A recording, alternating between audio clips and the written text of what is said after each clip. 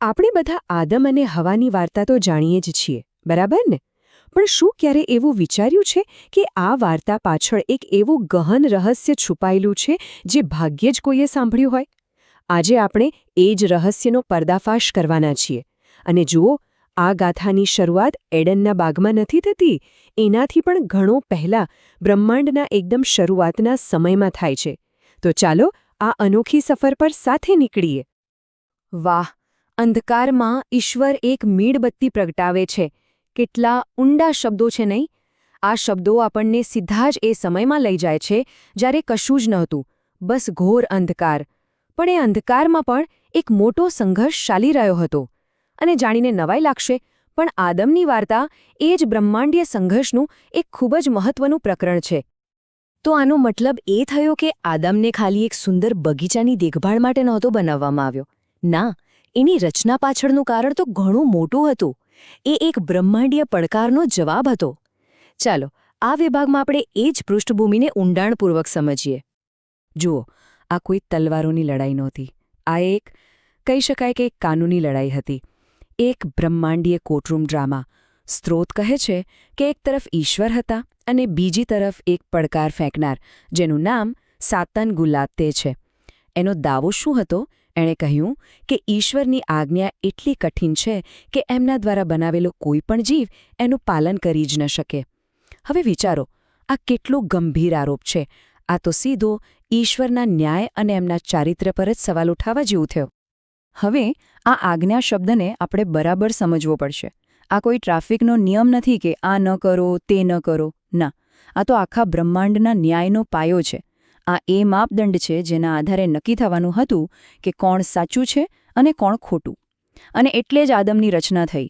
ઈશ્વરે એને પોતાના સ્વરૂપમાં બનાવ્યો, જાણે કે એમનો પ્રતિનિધિ. એ સાબિત કરવા માટે કે હા, મારી આજ્ઞાનું પાલન શક્ય છે અને એ જ સાચા ન્યાયનો આધાર છે. સારું, તો હવે જ્યારે આટલી મોટી વાત દાવ પર લાગેલી છે, ત્યારે સવાલ એ થાય કે આદમનું મિશન ખરેખર હતું શું? એને શું કરવાનું હતું? ચાલો હવે એના પર નજર કરીએ. તો આદમનું કામ ખાલી બગીચામાં ફૂલ છોડ ઉગાડવાનું નહોતું. એના ખભા પર બહુ મોટી જવાબદારી હતી. એણે એડનમાં બળથી નહીં પણ પ્રેમના નિયમથી રાજ કરવાનું હતું. એણે એડનને દરેક પ્રકારના હુમલાથી, ખાસ કરીને સાતન ગુલાતથી, બચાવવાનું હતું. અને સૌથી અગત્યનું, એણે પોતે આજ્ઞાનું પાલન કરીને આખા બ્રહ્માંડને બતાવવાનું હતું કે ઈશ્વરનો નિયમ સાચો છે. ટૂંકમાં આખા બ્રહ્માંડના અંતિમ ન્યાયનો પાયો એના પર ટકેલો હતો. વિચાર કરો, કેટલું પ્રેશર હશે. પણ એક વાત હતી.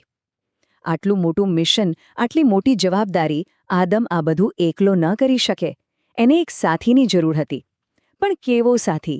કોઈ પ્રાણી નહીં. એને એવા સાથીની જરૂર હતી જે એના જેવો જ હોય, જે આ મિશનના મહત્વને સમજી શકે અને એમાં એનો સાથ આપી શકે. અને હવે આપણે એ ભાગ પર આવીએ છીએ જ્યાં આખી વાર્તા બદલાઈ જાય છે. આદમનો સાથી. આ એક જ વાત એના મિશનની સફળતા અને એની દુઃખદ નિષ્ફળતા બંનેનું કારણ બને છે. ચાલો જોઈએ કે આખરે એવું તો શું થયું. તો ઈશ્વર શું કરે છે? એ આદમને એકદમ ગાઢ નિંદ્રામાં સુવડાવી દે છે. એવી નિંદ્રા જે મૃત્યુ જેવી હતી. અને એની પાંસળીમાંથી જ એના મદદ કરનાર સાથીને રચના કરે છે. આ દોપનુન બેફિલ શબ્દ બહુ મહત્વનો છે. એનો અર્થ ખાલી સાથી નથી, પણ એક એવો મદદગાર જે બરાબર ન હોય. તો હવાનું કામ માત્ર સાથ આપવાનું નહોતું, પણ આ બ્રહ્માંડીય યુદ્ધમાં આદમની સાથે ઊભા રહીને એડનની રક્ષા કરવાનું હતું. પછી શું થયું એ આપણે સૌ જાણીએ છીએ. પહેલાં શેતાન હવાને છેતરે છે, પછી હવા એ ફળ આદમને આપે છે અને છેલ્લે આદમ એ ફળ ખાઈ લે છે. પણ અહીં જ કઈ વાત છુપાયેલી છે. સ્ત્રોત કહે છે કે આદમની ભૂલ માત્ર ફળ ખાવાની નહોતી. એની ખરી પરીક્ષા તો એ હતી કે એ ઈશ્વરને પસંદ કરે છે કે હવાને, અને એણે ઈશ્વરને બદલે હવાને પસંદ કરી. અને આ વાક્ય આખા રહસ્યને ખોલી નાખે છે. આદમનું પ્રતિબંધિત ફળ હવા હતી. આનો અર્થ શું થયો? આનો અર્થ એ થયો કે સમસ્યા એ ફળમાં નહોતી. સમસ્યા એ હતી કે આદમના હૃદયમાં ઈશ્વર કરતાં હવાનું સ્થાન મોટું થઈ ગયું હતું. એ ફળ ખાએ પહેલાં જ એના મનમાં હાર નક્કી થઈ ચૂકી હતી. એનો પ્રેમ જેની સૌથી મોટી નબળાઈ બની ગયો, અને એટલે જ એ ઈશ્વરની આજ્ઞા તોડી બેઠો. પણ વાર્તા અહીં પૂરી નથી થતી. આ તો માત્ર અડધી વાર્તા છે. પહેલા આદમની આ નિષ્ફળતા વાર્તાનો અંત નહોતો, એ તો એક પૂર્વછાયો હતો. કોરિયનમાં એના માટે એક સરસ શબ્દ છે, યેપ્યો. એનો મતલબ થાય છે એક એવો સંકેત જે ભવિષ્યમાં આવનારી કોઈ મોટી અસલી વસ્તુ તરફ ઇશારો કરે. આદમની આખી વાર્તા એ જ યેપ્યો હતી. તો ચાલો હવે એ સંકેતને સમજીએ. પહેલો ભાગ. પહેલા આદમનું મૃત્યુ, એટલે કે એની ગાઢ નિંદ્રા. એમાંથી કોણ બહાર આવ્યું? હવા. અને હવે બીજો ભાગ, જે આખી વાતને જોડે છે. છેલ્લા આદમનું મૃત્યુ, એટલે કે ક્રોસ પરનું બલિદાન. એમાંથી કોનો જન્મ થાય છે? ચર્ચનો. જોયું? આ જે જોડાણ છે. જે રીતે હવા પહેલા આદમમાંથી આવી, એ જ રીતે ચર્ચ છેલ્લા આદમમાંથી આવે છે. અને આ તફાવત જુઓ કેટલો સ્પષ્ટ છે. પહેલો આદમ, એની પત્ની હવા, એની પાંસળીમાંથી આવી અને એને વિનાશ તરફ દોરી ગઈ. અને જ્યારે ભૂલ થઈ ત્યારે આદમે હવા પર દોષ છોડી દીધો. એ માત્ર એક પૂર્વછાયો હતો. પણ બીજી તરફ છેલ્લો આદમ, એની પત્ની, એટલે કે ચર્ચ, એના બલિદાન અને લોહીથી બને છે. એ એની ઈચ્છા પૂરી કરે છે અને એણે ચર્ચના પાપ માટે પોતાનો જીવ આપી દીધો.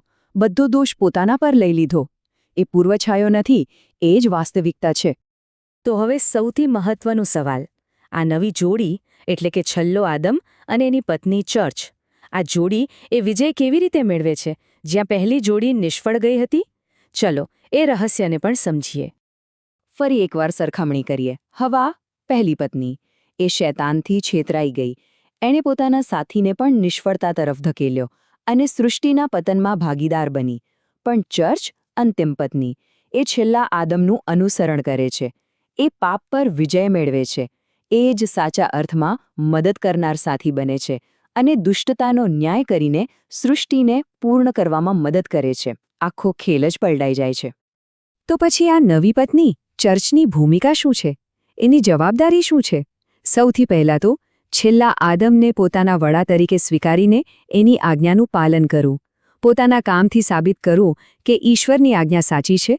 એના ઉદાહરણને અનુસરીને ક્રોસ ઉઠાવો અને હા, સાતન ગુલાતેના અંતિમ ન્યાયમાં અને સૃષ્ટિમાંથી પાપને હંમેશા માટે દૂર કરવામાં મદદ કરવી.